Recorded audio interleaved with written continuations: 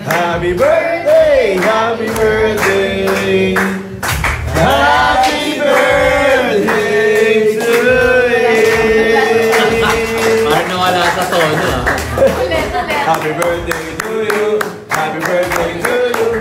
Happy birthday, happy birthday. Happy birthday to you. Thank you, Lord. Oh, yeah. Amen. Grabe nagkasira-sira. Kahapon Enero 12 ay ipinagdiwang ni Oyo Soto ang kanyang ika-41st birthday. Isang simpleng handaan ang pinagsaluhan ng pamilya sa kanilang tahanan, mismong ang misis niyang si Cristina Hermosa ang personal na naghanda sa espesyal na okasyon.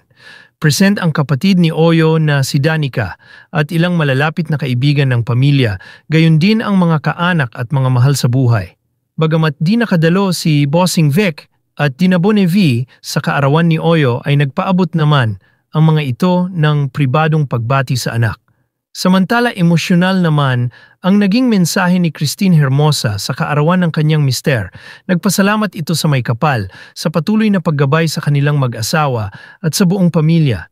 Aniya sa kanyang post, "Thank you Lord for Oyo, for his life and dedication to pursue you in all his ways. Thank you for loving me so much that you have blessed me with a God-fearing husband. Exactly what I need in this world. My dear Oyo, doing our day-to-day life together is a wonderful gift. Not everyone has this kind of privilege.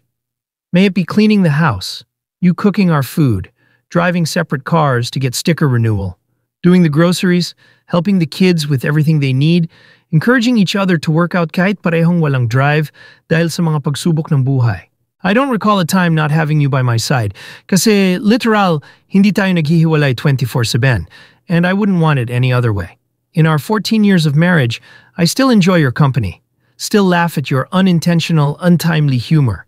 I still get entertained with your kasungitan, lalo na pag napupuno ko yung hard drive natin.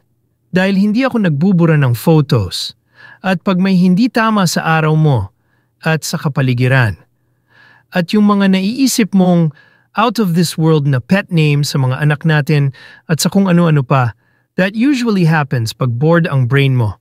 You have a unique vocabulary and a charming way of expressing things. I've grown to love everything about you. Buti na lang nandyan si God. I am so blessed and always grateful to have you in my life. May God grant us with supernatural wisdom, strength, faith, patience, super healthy body with optimal level of energy, metabolism, balanced hormones, and everything else.